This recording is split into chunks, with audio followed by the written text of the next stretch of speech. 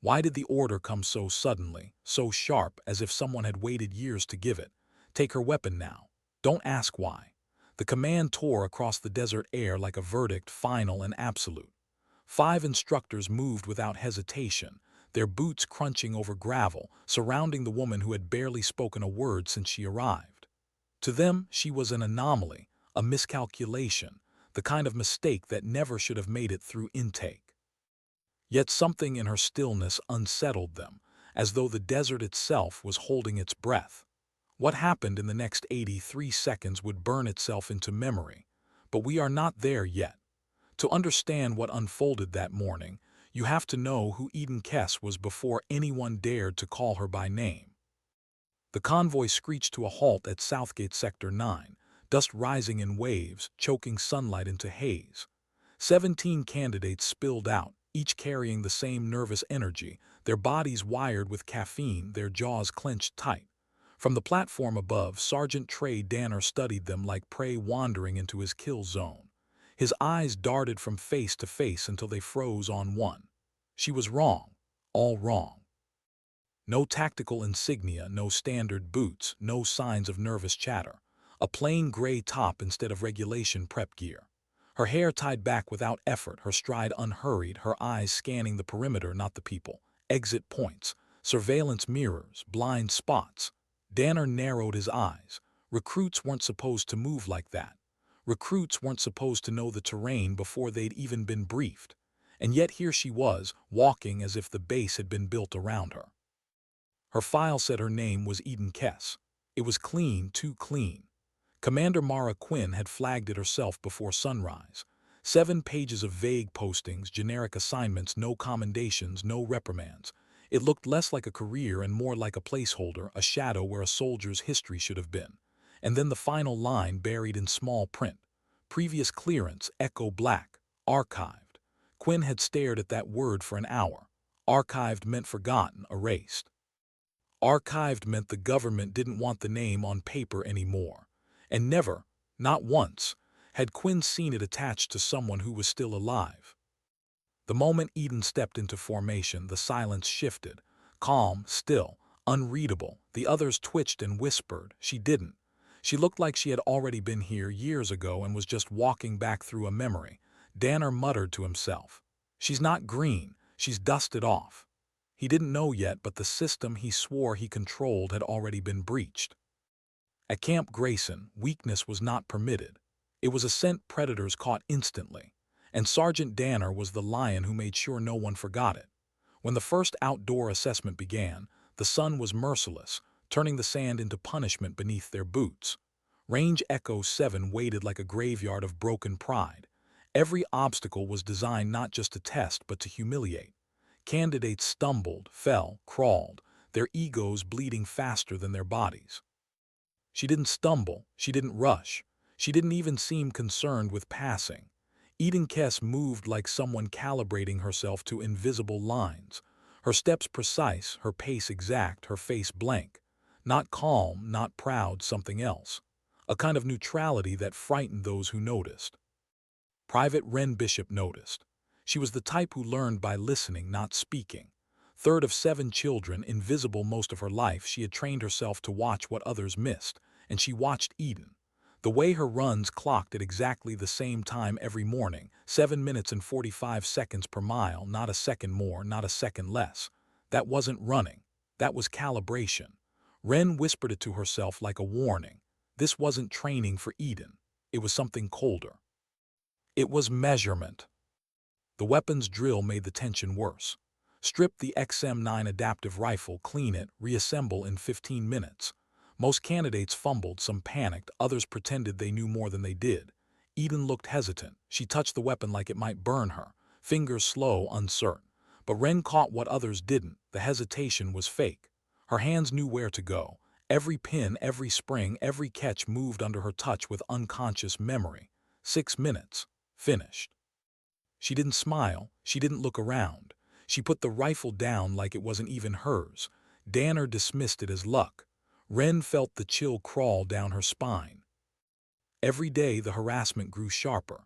Danner singled her out, correcting when there was nothing to correct, inventing flaws to remind her she didn't belong. And every time Eden responded the same way. Yes, Sergeant. Understood, Sergeant. No anger, no fatigue, no cracks in the stone. Wren had watched people break under far less, but Eden absorbed it all like storms crashing against cliffs, eroding nothing. The range brought another revelation. Targets set at standard qualification distances. Candidates fired nervously, their shots scattered wide. Eden stepped forward last, her stance textbook, her breathing calm. 5 shots echoed into the desert, each one deliberate. When the ceasefire was called and the target reeled back, the range fell into silence. It wasn't 5 holes. It was one. A ragged tear dead center, each round vanishing into the same wound. Master Gunner Frank Voss turned pale. In 20 years he had seen groupings like that only 3 times. Each time the shooter's name had been redacted, scrubbed from history, filed into levels no one dared to mention.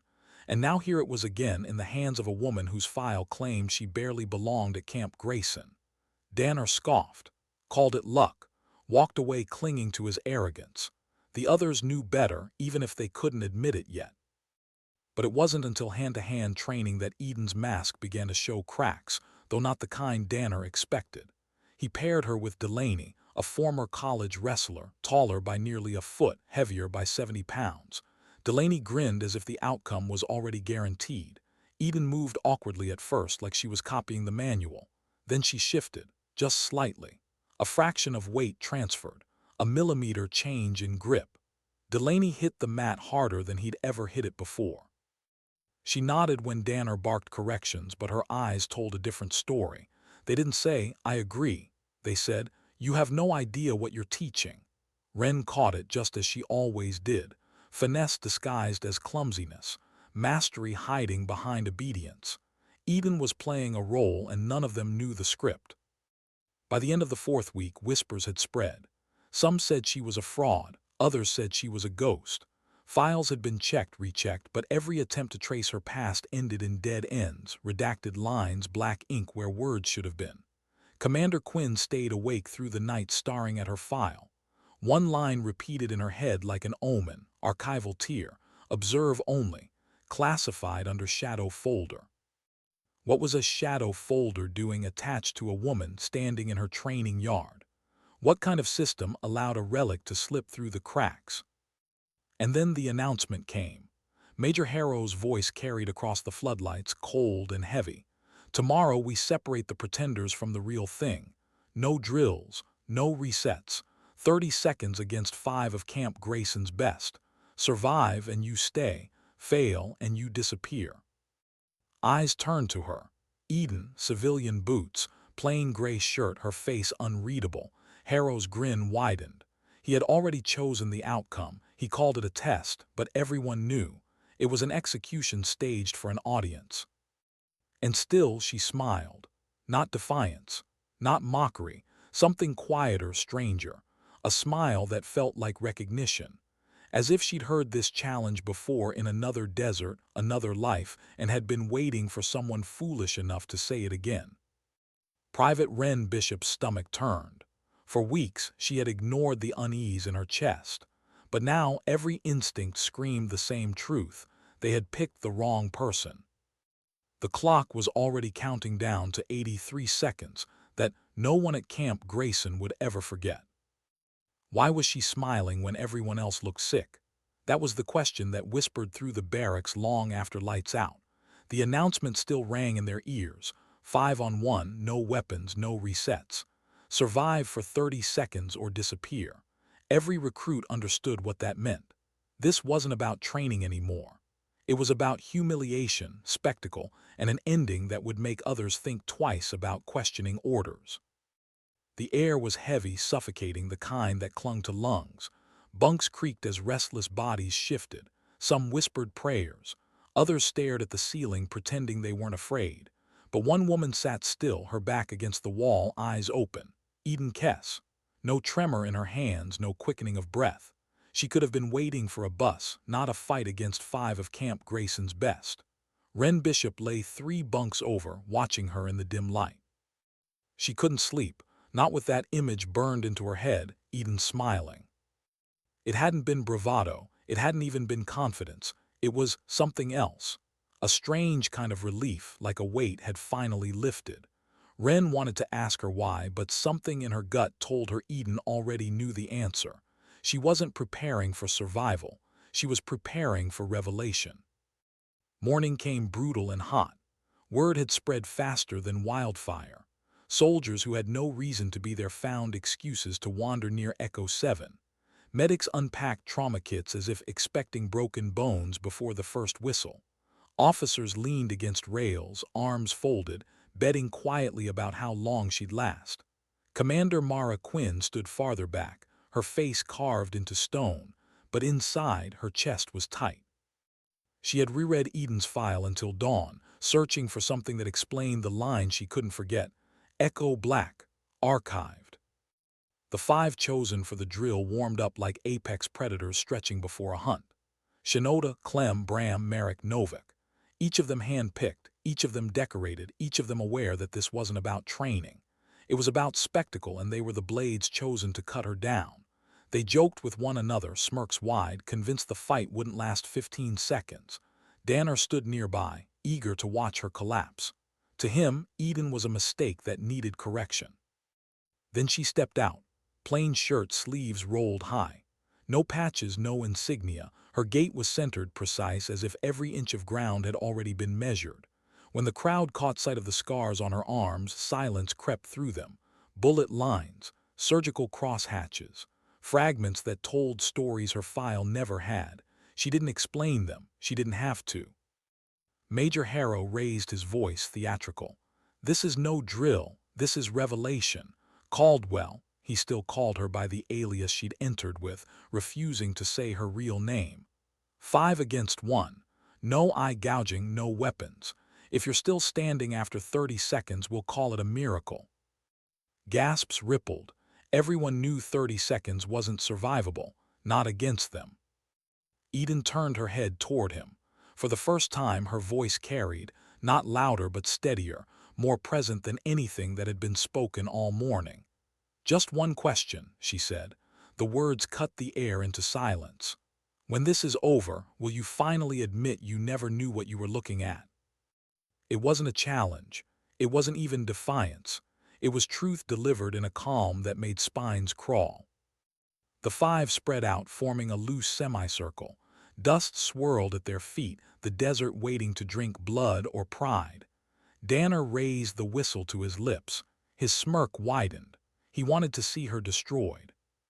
One sharp blast, the desert exploded. Shenoda came first, 230 pounds of muscle barreling forward like a freight train. His strategy was simple: end it before it began. His shoulder lowered, his momentum unstoppable. But the space he lunged into was empty. Eden wasn't there. She had shifted 8 inches to the left at the last possible moment, as if she had known the angle before he even moved. One touch, her hand pressed against the base of his neck, precise, surgical. His legs buckled. The freight train crumbled into dust, collapsing at her feet, staring at a sky that no longer made sense. Gasps broke through the crowd, quick, sharp. Less than 5 seconds had passed. Merrick and Bram moved next, flanking her from both sides, timing their strikes for simultaneous impact.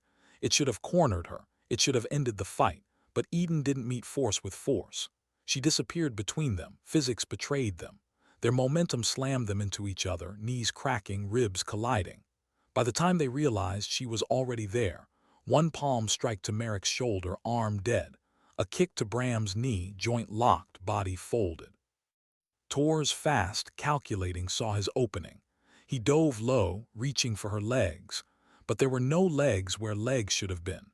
She rose like smoke, twisting midair, her elbow snapping down into the base of his skull with frightening accuracy. Tor's crumpled before he even hit the ground. Less than 20 seconds had passed. 4 men lay scattered across the dirt. Novak froze, the strategist, the one who never panicked, the one who studied patterns. His hands twitched, his stance faltered. He wasn't looking at a sparring partner anymore. He was staring at something he didn't have words for. She wasn't fighting. She was expressing something. Violence as language, fluency in silence. The crowd had gone eerily still. Even Danner's smirk faltered, the whistle clenched tight between his teeth. Eden turned to Novik, eyes calm. She didn't advance. She didn't taunt. She simply waited. His breaths grew ragged. He took one step back, then another. His lips parted. "I yield," barely audible, almost swallowed by the desert wind. And just like that, it was over. Eden didn't celebrate. She didn't raise her arms or demand recognition. She checked each man, one by one, her touch gentle now, ensuring no permanent damage had been done. Only pride had been shattered.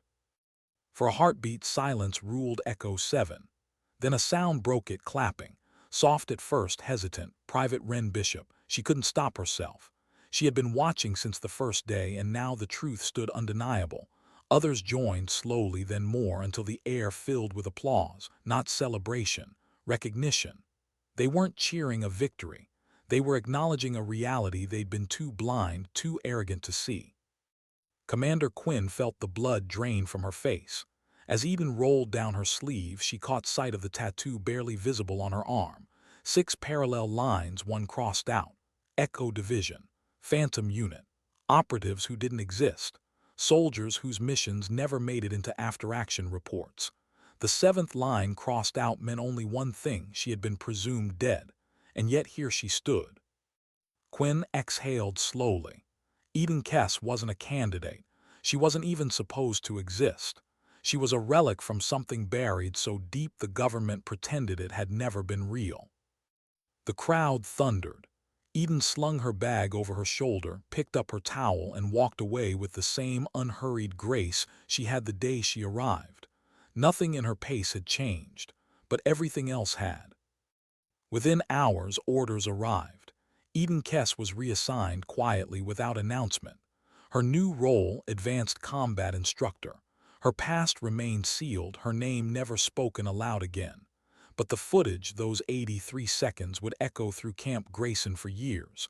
Not as a drill, not as a test, but as a redefinition of what deadly truly looked like. And somewhere deep inside classified archives, someone checked a box beside her name. Confirmed alive. Active. The desert hadn't witnessed a miracle. It had witnessed a resurrection. Why did they reassign her so quickly and so quietly? That was the first question whispered through the ranks after the dust settled on Echo 7. No formal announcement, no ceremony, no acknowledgement that anything extraordinary had just happened.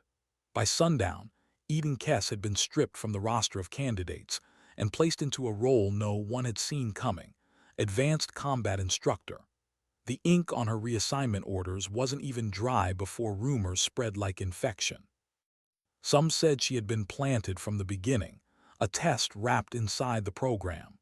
Others said she was too dangerous to keep around, so they had buried her under the pretense of authority. But the recruits who had watched her destroy 5 men in 83 seconds knew better. Eden wasn't here to fit into their system. She had already outgrown it. The system was just catching up to her existence. Wren Bishop had watched her leave Echo 7 that morning, towel slung over her shoulder, steps measured and calm. The applause still echoed in her chest, though she hadn't meant to start it. It had spilled out of her uninvited, a recognition she couldn't hold back. And yet, as Eden's silhouette disappeared across the desert sand, Wren had felt something else creep in, a strange sadness. Victory was supposed to taste like triumph. But this felt like loss. Like Eden had been exposed, and in being exposed had been taken away from them. Days later, when Eden returned, not as a peer but as an instructor, Wren noticed the shift instantly. She didn't walk into the training yard like a superior. She didn't bark orders. She didn't even wear rank. She stood there, silent, watching the recruits like she always had, her eyes measuring not their form but their fractures. Weakness wasn't something she mocked. It was something she studied, mapped, filed away as if she understood it more intimately than anyone else. The first drill under her command was deceptively simple: a mile run. No gear, no weight, just distance against time. Danner scoffed when he saw the order. "Waste of resources," he muttered, loud enough for others to hear. But Eden didn't flinch. She stood at the line, whistle between her fingers. 7 minutes, 45 seconds, she said softly. No explanation, just the number. The recruits lined up, confused but obeyed. They ran. Some sprinted, some staggered, some paced themselves awkwardly. None of them hit the mark, not even close. When the last recruit crossed the line, gasping for air, Eden didn't scold them. She didn't shout. She just wrote numbers on a pad, her handwriting steady, her face unreadable. "Again," she said. By the third repetition, bodies trembled. By the fourth, Danner stormed across the yard, his voice sharp. "This isn't instruction. This is punishment." Eden turned her eyes on him for the first time. Calm, empty. "You still think running is about distance," she said. "It's not. It's calibration, discipline disguised as movement." Her words cut sharper than a blade because they carried no malice. Just truth. Danner's face flushed, but he couldn't argue.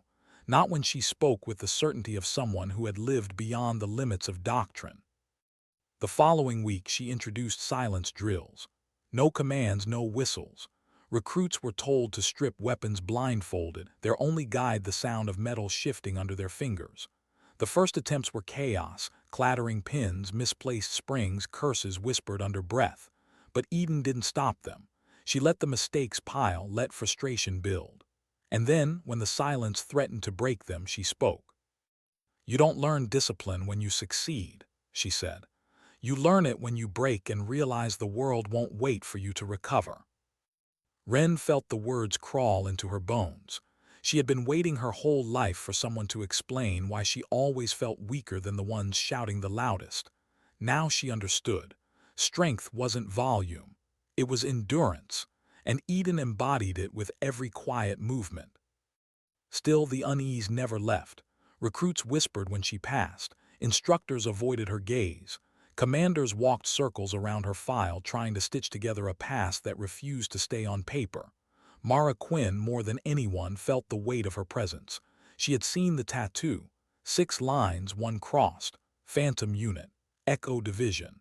Ghosts who weren't supposed to exist.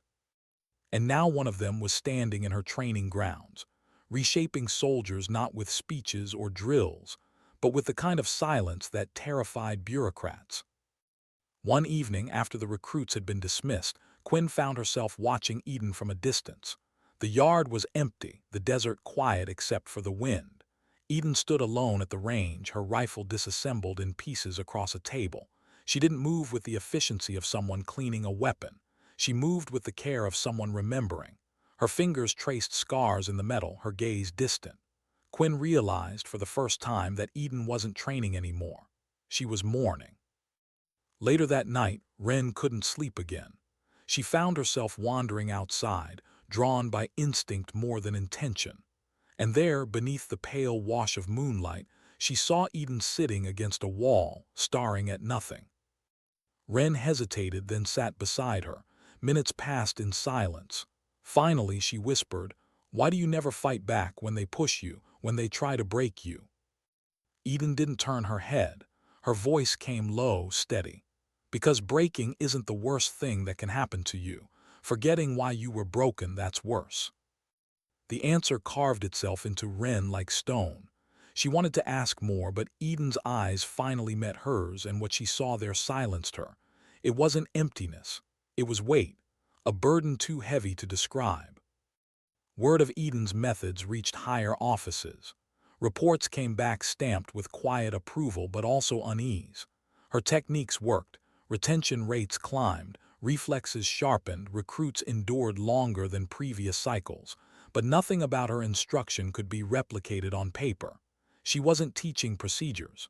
She was teaching presence, and presence couldn't be standardized. Danner, humiliated by her very existence, grew more hostile. He picked at her drills, mocked her silence, called her methods unorthodox. But every time he tried to expose her, recruits outperformed his metrics. His anger only revealed his fear, that he had been rendered irrelevant by someone who wasn't even supposed to be alive. Still, Eden carried on. She gave no defense, offered no explanations. She simply existed day after day as though the desert itself had sculpted her from stone. And yet in private, cracks began to show. When the barracks were quiet, when the lights dimmed, Ren sometimes caught glimpses of her, sitting alone, staring at her hands like they belonged to someone else, whispering words no one could hear. She wasn't invincible, she wasn't untouchable, she was haunted. And though no one said it aloud, everyone knew. Kess wasn't just an instructor. She was a survivor of something none of them could imagine, a ghost teaching the living how not to die. The whispers about her past grew louder. Some recruits swore she had once led missions that never appeared on record. Others believed she was punishment incarnate, sent to remind them what the cost of arrogance looked like. But the truth was simpler and far more dangerous. Kess had once belonged to a unit that was erased from existence. And now, whether by mistake or by design, she had been resurrected into a world that didn't know what to do with her. By the end of her first month as instructor, recruits had stopped asking whether she belonged. They had stopped asking who she was. They only asked themselves one thing: what would it take to endure like she did? But in the stillness of her own nights, Eden asked herself a different question. Not whether she belonged, not whether she had survived, but why she had been allowed to. And the desert, vast and silent, offered her no answer. Only the echo of things she had tried to bury, rising again, patient and unrelenting. Why did the tattoo matter so much? That question gnawed at Commander Mara Quinn every night. 6 parallel lines, one crossed out. The mark wasn't decoration.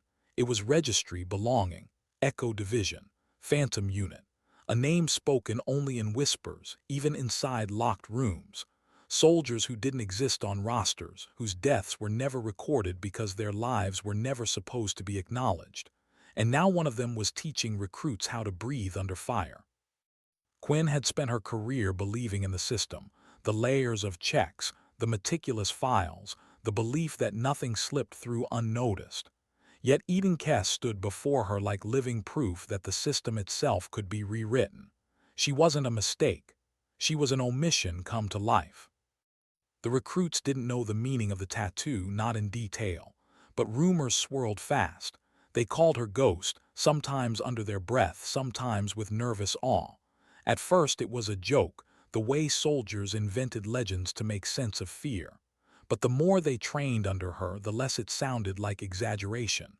Ghost wasn't just a nickname, it was explanation. Ren Bishop felt the shift most deeply. She had watched Eden dismantle 5 men in 83 seconds. She had watched her dismantle Sergeant Danner's pride every time she outperformed his methods without raising her voice. But it wasn't just skill. It was the quiet gravity Eden carried, a kind of weight that pressed on everyone around her without them realizing why. Ren had started running laps alone at dawn, matching Eden's exact pace, 7 minutes, 45 seconds, trying to feel what Eden felt. But all she felt was exhaustion. Eden made it look effortless. For Ren, it was punishment. Still, she kept going as if endurance itself might unlock a secret. Danner's bitterness boiled over in subtle ways. He couldn't attack her directly. The reassignment orders shielded her. But he undermined her at every chance, muttering during drills, questioning her silence, calling her civilian loud enough for others to hear. Eden never responded. She let his words pass through her like wind through stone. That silence infuriated him more than any argument could. One afternoon, during live-fire exercises, the tension snapped.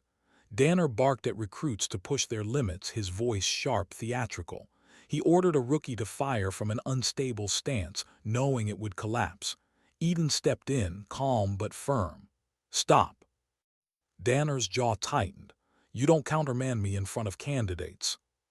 "They're not learning discipline when you set them up to fail," Eden said, her voice steady, carrying more weight than a shout ever could.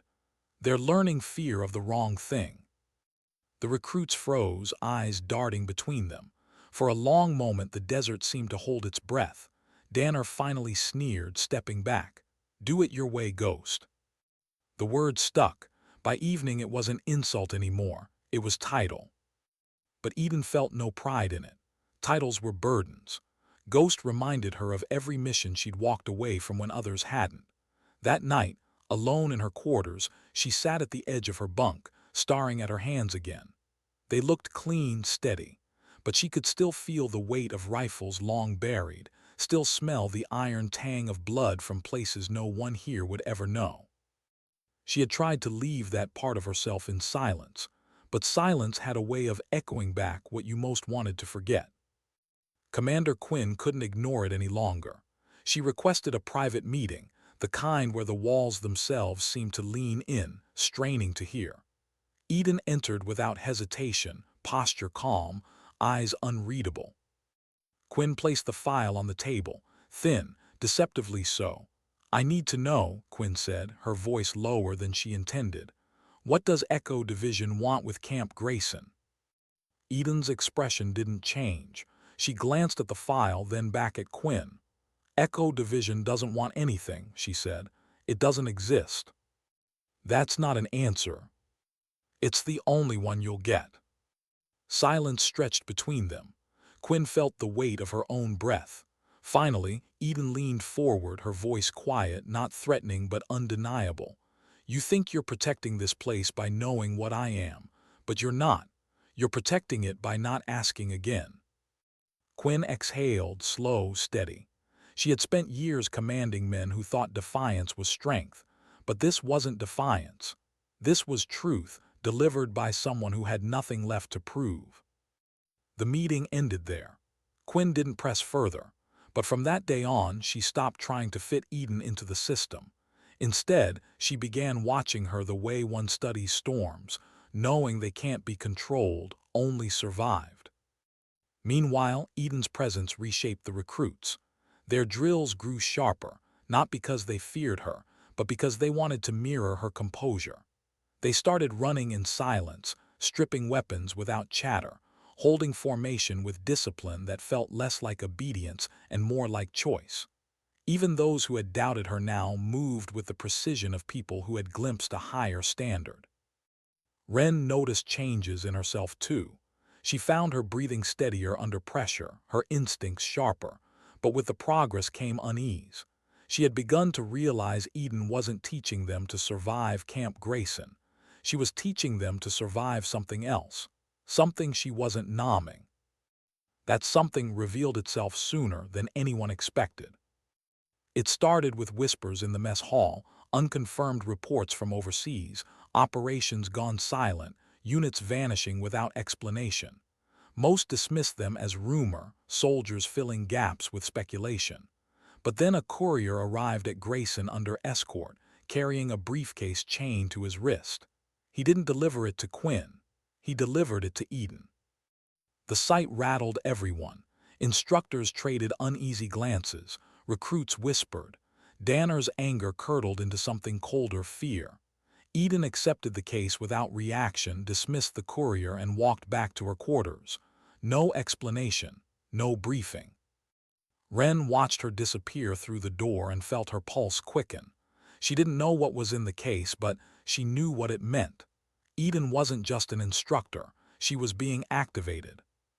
That night the lights in Eden's quarters stayed on until dawn. No one knew what she read, what she decided, what ghosts had been summoned back into her life. But the next morning, when she stepped onto the training ground, something in her had changed. Her silence wasn't just discipline anymore. It was farewell. Ren caught it instantly.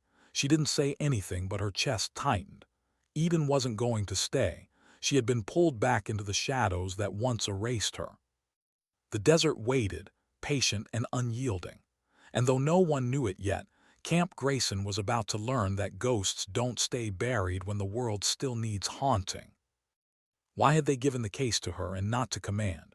That was the question that lingered across Camp Grayson long after the courier left. Soldiers who had watched Eden walk away with that chained briefcase whispered theories, each darker than the last. Some said it contained orders for her removal. Others believed it was a final test. But the truth was simpler and far heavier. Eden hadn't been invited back into the shadows. She had been claimed by them. For days, nothing changed on the surface. She still stood in the training yard at dawn, still timed the runs to 7 minutes and 45 seconds, still watched recruits strip rifles with eyes that measured more than mechanics. But Ren Bishop, who had learned to notice what others missed, saw the difference. Eden's focus had shifted. She was present in body, absent in spirit, her silence heavier, her eyes holding the kind of distance people wore only when they were already somewhere else. Ren tried to push the thought away. But one evening, after the last drill ended and the recruits filed out, she lingered. Eden remained by the range, the briefcase locked on the table beside her. She hadn't opened it in public, hadn't explained its purpose. But the way she kept glancing at it, as if it contained something alive, unsettled Ren more than any weapon ever had. "Are you leaving?" Ren asked finally, her voice low, fragile in the empty yard. Eden didn't answer immediately. She finished wiping down her rifle, set it aside with care, and only then turned.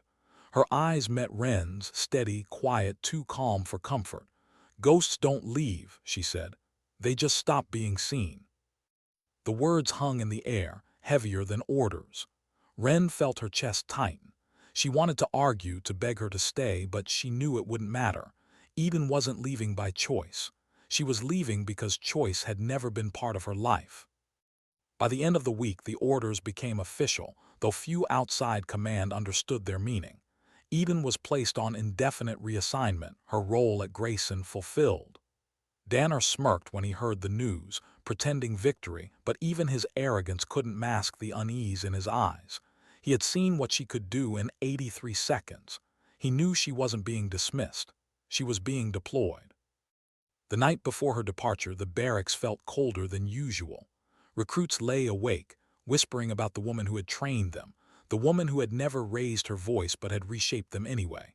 Some claimed they'd seen her moving through the halls like a shadow, silent, checking on each bunk as if memorizing their faces one last time. No one could confirm it. But when Ren woke before dawn, she found something folded neatly at the foot of her bed. Eden's stopwatch. The one she had carried through every run. 7 minutes, 45 seconds. Calibration, not distance. Ren held it in her hands, understanding at last. Eden hadn't been teaching them to pass. She had been teaching them to endure. By sunrise, Eden was gone. No farewell, no ceremony, just absence. The training yard felt hollow without her, drills mechanical, voices louder but emptier. Danner tried to reclaim authority, barking orders, demanding volume. But the recruits didn't respond the same way anymore. They had learned to listen to silence, to measure themselves against stillness. Danner's shouts felt small in comparison. Meanwhile, far from the desert, Eden stepped into a different world, the one she had promised herself she would never return to. The briefing room was dim, walls lined with maps, photos, surveillance stills. The briefcase lay open on the table, its contents spread like wounds waiting to be closed. She studied them in silence, her fingers tracing redacted names, grainy faces, coordinates scribbled in haste. "Do you understand the parameters?" The voice came from a man in a suit, his rank unspoken, his authority unquestionable. Eden didn't look up. "I understand the silence." "That isn't an answer. It's the only one you'll get." The man shifted, uncomfortable but pressed on. "This isn't optional, you know that." Eden's eyes lifted at last, calm but sharp. "Nothing ever is." The mission details were simple in writing, impossible in execution. A fractured cell operating beyond borders, hidden in places maps pretended were empty. Intelligence confirmed activity but not location. The only certainty was the threat and the silence surrounding it. Teams had gone in before. None had returned. She read the files without flinching. Each photograph of a missing operative was another ghost added to the list. Each redacted line was another scar that never healed. Her fingers brushed over them like prayers, though she no longer believed in gods. That night, alone in a safe house far from Grayson, Eden sat by a window, the city humming faintly outside. She hadn't asked for this. She hadn't sought it. But ghosts didn't choose when they were summoned. They simply rose when silence demanded it. For the first time in years, she felt the weight of her rifle against her shoulder, not as a tool, not as a burden, but as a memory. The same hands that had dismantled it in 6 minutes now held it like an extension of thought. She exhaled slowly, steady, calibrated. But beneath the discipline, a question gnawed at her. Why her? Why now? The answer came in fragments, not from the files, not from the orders, but from the silence between them. Because she was the last one left. Because someone had to carry the weight of those who never returned. Because sometimes survival wasn't privilege, it was punishment. Back at Camp Grayson, Wren Bishop stood on the range, stopwatch in hand, staring at the bulls. She raised her rifle, steadying her breath, remembering the way Eden had spoken, not loudly, not often, but with words that never left. You don't learn discipline when you succeed. You learn it when you break. Wren fired, the shot cut clean, not perfect, not Eden, but closer than it had ever been before. She lowered the rifle, the stopwatch still ticking in her pocket, and whispered to herself, 7:45. Ghost might have left, but her shadow still trained them. And far away, in a place maps pretended was empty, Eden Kess prepared to step back into the silence that had once erased her. She didn't smile. She didn't fear. She simply calibrated. The world had summoned a ghost, and ghosts, once risen, never returned the same. Why had they chosen her alone when they knew the risk of sending teams? That was the unspoken question that trailed her across the flight line as she boarded the transport. The answer was written in silence. Teams drew attention. Teams left tracks. Ghosts didn't. The aircraft was bare bones. No insignia, no manifest, no official existence. Just steel ribs and red straps vibrating with the hum of engines. Eden sat buckled in, her pack wedged between her boots, her rifle cradled across her knees like something alive. Across from her, a young officer tried not to stare. He had been briefed to escort, not question, but questions bled out anyway. "Why you?" he asked quietly, as if afraid the walls might report him. Eden didn't lift her eyes. "Because I already died once." The officer said nothing after that. The mission brief played in her head like static. A fractured cell embedded in the borderlands, terrain shifting between desert and canyon, villages hollowed out by fear. 3 previous attempts to breach the network had ended in silence. Teams gone dark, signals cut, no retrieval. The orders this time were blunt. Identify, confirm, erase. No footprint, no evidence. By the time the aircraft touched down on a makeshift strip hidden in scrubland, the sun had vanished, leaving only starlight scattered across the black. Eden stepped out into the cold air, boots sinking into dust that smelled of iron and ash. Local assets met her with nods, no words. They led her to a safe house on the edge of a dying village. Stone walls cracked, power intermittent, shadows moving where children should have been. She unpacked in silence, laid out her gear, calibrated her watch. 7 minutes, 45 seconds. She ran the perimeter of the village not because she needed the exercise, but because rhythm mattered, calibration mattered. Even ghosts had to keep pace with themselves. Inside the safe house, intelligence reports were stacked on a scarred wooden table. Photographs, grainy drone stills, intercepted fragments of communication. Faces blurred by distance, names half-formed. But patterns emerged the way they always did if you stared long enough. Supply routes disguised as aid convoys. Safe houses hidden in shepherd huts. And something stranger, a recurring figure in shadows, tall, scarred, his face never clear but always there. Watching. She studied the photos for hours, her mind moving in silence the way it once had with her unit. Except now, there was no unit. No murmured confirmations. No second set of eyes. Just her and the ghosts who refused to leave her hands. The first night she moved. No convoy, no backup. Just steps measured through narrow streets, rifle slung low, eyes catching every flicker of movement. Dogs barked and fell silent. Curtains shifted. The village was alive, but barely. At the edge of the settlement, she found what she was looking for. A shepherd's hut, lights dim, voices muffled. She crouched in the scrub, watching. 2 men inside, rifles propped carelessly against a wall. Maps spread across a table. She didn't need translation. Routes, supply caches, meeting points. Her breath slowed. Finger brushed the trigger, but she didn't fire, not yet. Information mattered more than blood.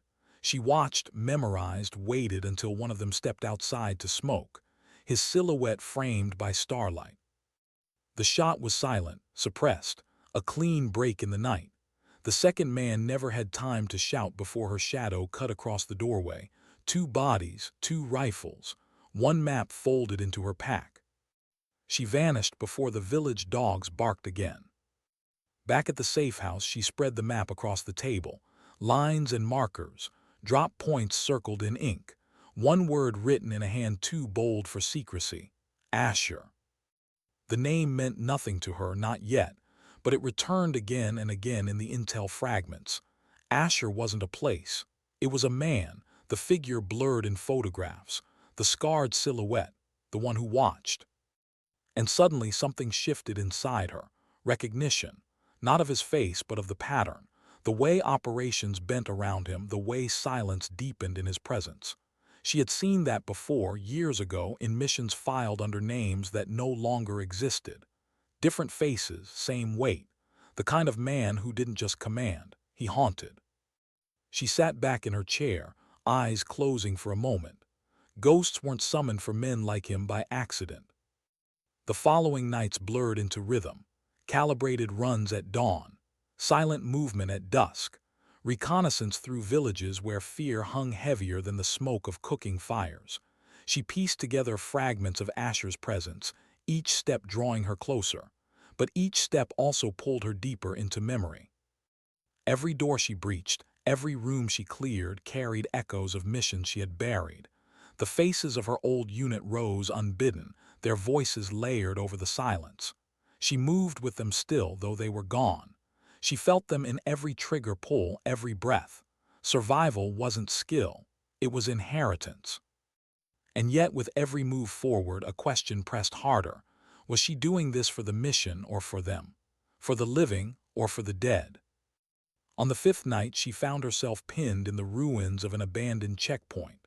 Fire cracked from the ridgeline above, rounds kicking dust inches from her face. She slid behind broken stone, breath steady, heart calm. The shooter wasn't reckless. His fire was measured, deliberate. She waited, eyes scanning, calibrating. 1 minute, 2. On the third, she spotted the glint, scope catching starlight. Her own rifle rose, smooth, inevitable. One squeeze, silence. When she reached the ridge, she found him, barely older than Wren Bishop, uniform torn, hands shaking. Not a soldier, not really.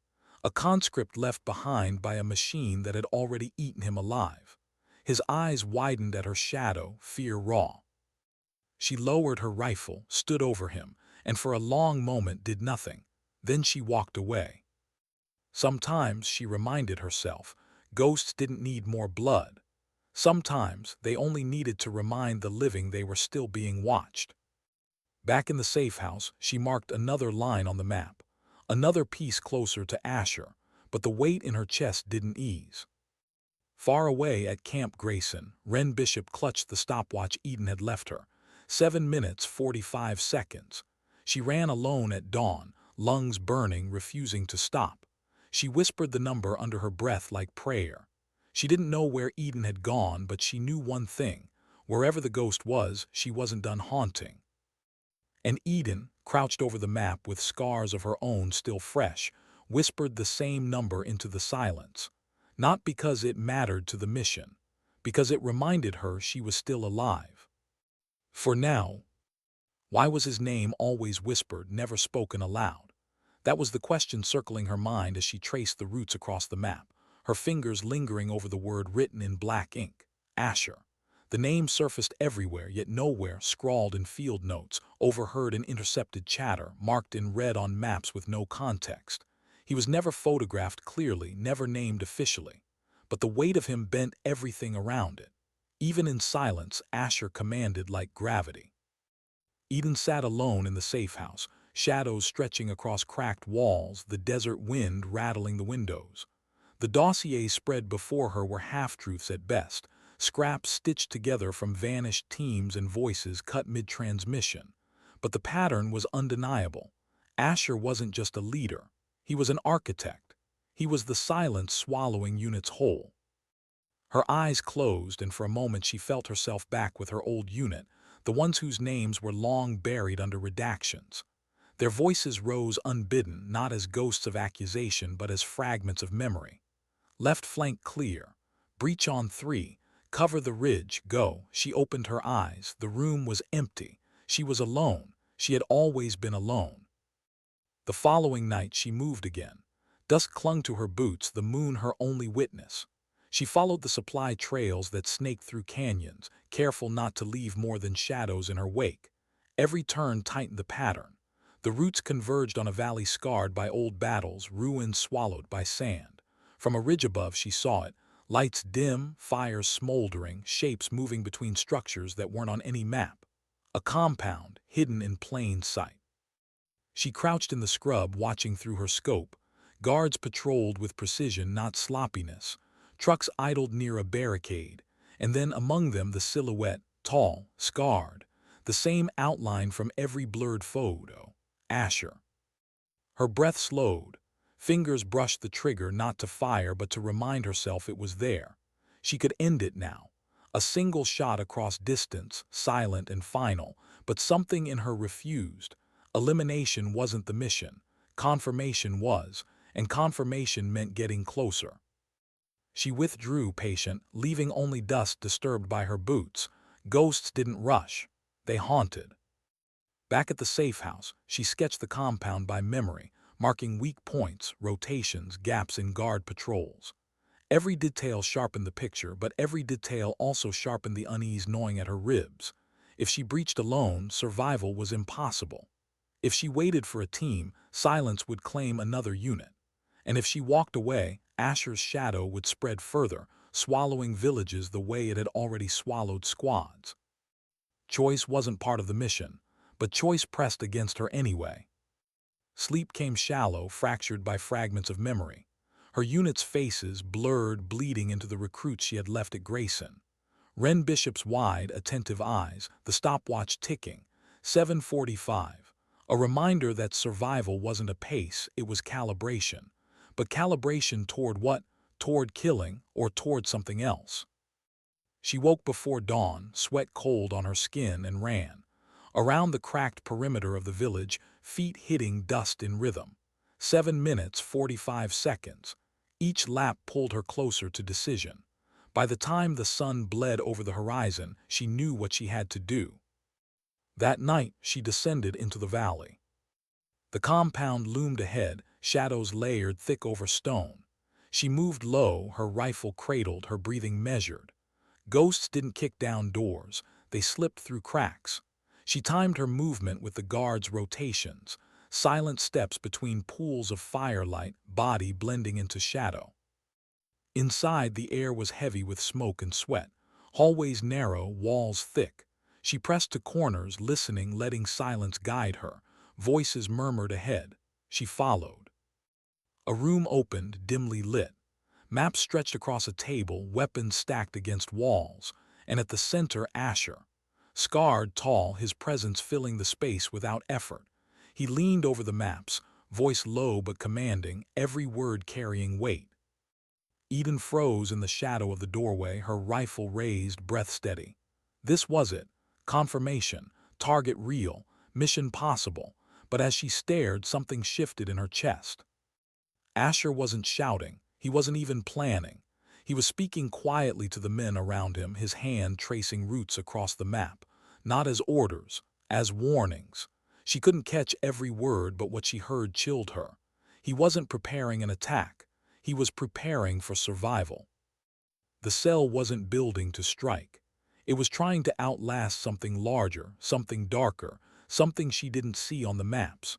And for the first time, doubt cracked through her silence. Her finger rested on the trigger. She could end him. She should end him. That was the mission.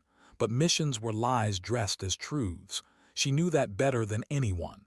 She had been sent before, told who was enemy, told who deserved erasure. And afterward, all she carried was silence filled with faces that never left. Asher turned slightly, the scar across his cheek catching the dim light. For a moment his eyes swept the room, not through her, to her, as if he knew. Eden's chest tightened. The rifle trembled for the first time. She lowered it. Not out of mercy, out of truth, because pulling the trigger wouldn't end this. It would only add another ghost to her list. She stepped back into the hallway, breath slow, footsteps measured. She withdrew the way she came, slipping through cracks, vanishing into night. By the time the guards circled back, there was no sign she had been there. Back at the safe house, she spread the maps again, Asher's roots etched in her mind. But this time she didn't see a target. She saw reflection. A man carrying the weight of survival, haunted by ghosts just as she was. Different cause, different scars, same burden. Her orders demanded confirmation. She had it. Asher was real. The cell was active. But her silence told her something the files never would. Killing him wouldn't erase the problem. It would only make the shadows deeper. She sat in the dark, her rifle across her lap, the stopwatch ticking softly beside her. For the first time since leaving Grayson, she whispered words aloud. "What are we doing, really?" The room answered with silence. Far away, Wren Bishop trained under the rising sun, stopwatch in hand, running the perimeter of Grayson alone. She thought of Eden, of her calm, of the way she taught discipline through silence. She didn't know what the ghost was facing now, but she felt it, the weight, the pull, the haunting, and she whispered the same words into the wind, not knowing they matched Eden's. "What are we doing, really?" The question didn't need an answer, it only needed to echo. And in the Valley of Ruins, with Asher's scarred face still burned into her memory, Eden realized something she hadn't admitted until now. She wasn't on a mission. She was on trial. A trial not of strength, not of survival, but of soul. And the outcome would haunt her long after the silence ended. Why did ghosts always return to the places that first buried them? That was the thought that kept pressing against Eden's mind as she stared at the maps one last time. Asher's roots were clear now. The compound was real. The confirmation was complete. By all definitions of the mission, she had succeeded. All she had to do was send a single transmission, target validated, prepare strike, and the weight would shift from her shoulders to someone else. Drones would hum, steel would fall, silence would bloom in fire.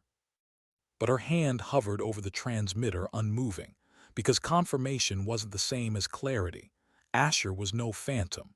He was a man scarred, tired, holding together remnants of something larger than himself.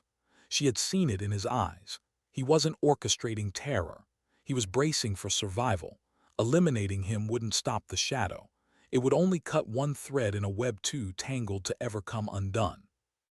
Her orders were simple, but her ghosts were louder. She left the transmitter cold. Instead, she ran. Out into the desert, boots pounding sand, lungs burning, stopwatch ticking in her pocket. 7 minutes 45 seconds. Calibration, not distance, not speed, just presence. She ran until her breath grew ragged, until her muscles screamed, until the sky itself seemed to split open with dawn. And when she finally stopped, gasping in the silence, she felt something she hadn't in years. Not relief, not triumph, just choice. That night she returned to the compound, not as executioner, not as ghost, but as witness. She watched from the shadows, saw the guards rotate, saw Asher move among his men. She could have ended it all with one shot. Instead, she etched the image into her memory, then vanished. She would carry confirmation, but not blood. When she finally transmitted her report, it was stripped of detail. Target verified, structure confirmed. No elaboration, no recommendation, just truth without judgment. She left the decision to those who had always hidden behind files. She refused to add another ghost to her list. By the time she returned to the safe house, the briefcase was gone. Someone had taken it in the night. Orders delivered. Mission absorbed. Eden wasn't needed anymore. That was how it always ended for ghosts. Her extraction came without words. A black transport, a nameless pilot, no manifest filed. She boarded, carrying nothing but the stopwatch in her pocket. Back at Camp Grayson, weeks later, whispers reached the recruits. Eden Kess had disappeared again, reassigned, erased, whatever word they wanted to use. The truth didn't matter. What mattered was the shadow she left behind. Recruits no longer stumbled through drills. They moved with calibration. They no longer shouted to prove strength. They endured in silence. Even Danner, though he barked louder than ever, couldn't erase her imprint. Wren Bishop carried it most of all. She ran at dawn every day, stopwatch ticking, her breath steady. She had begun training others in the quiet way Eden had taught her, not with noise, not with spectacle, but with presence. Some called her Ghost's Echo. She didn't correct them. One evening, as the sun bled over the horizon, Wren stood at the range, rifle steady. She fired 5 rounds slow, deliberate. When the target reeled back, there weren't 5 holes. There was one, a ragged tear dead center. She lowered the rifle chest tight, knowing it wasn't luck. It was inheritance. Far away, in places maps refused to name, Eden moved through silence again. Not as soldier, not as instructor, but as something in between. She existed on no roster, carried no file, wore no insignia. And yet her shadow stretched across deserts and compounds, across recruits and commanders, across every silence that demanded witness. Sometimes at night she sat alone with the stopwatch in her palm, listening to it tick. 7 minutes 45 seconds. A reminder that survival wasn't about outrunning. It was about calibrating, enduring, carrying ghosts without letting them consume you. And in her stillness, she whispered words she never shared aloud. Words meant only for the dead who still walked with her. I didn't erase him, I couldn't. Maybe that was the point. The desert never answered, but it didn't need to. The silence itself was reply enough. At Camp Grayson, the legend grew. They spoke of her as both myth and memory. The woman who had dismantled 5 men in 83 seconds. The instructor who taught discipline through silence. The ghost who vanished but left shadows stronger than steel. Wren Bishop, standing at the edge of the yard one evening, felt the weight of it. She had wanted answers from Eden. She had wanted to know who she really was, what the tattoo meant, what the ghosts whispered in her ear. But now she understood. Answers weren't the point. Presence was. Legacy was. And so, when a recruit asked her one night why the stopwatch mattered, she gave the only answer that felt true. Because sometimes survival isn't distance, it's calibration. The recruit didn't understand. Not yet, but one day they would. Eden Kess's story didn't end in fire or medals. It didn't end in the pages of reports or the echo of applause. It ended the way it began, in silence. A silence that walked quietly, reshaped everything it touched, and then disappeared into shadows.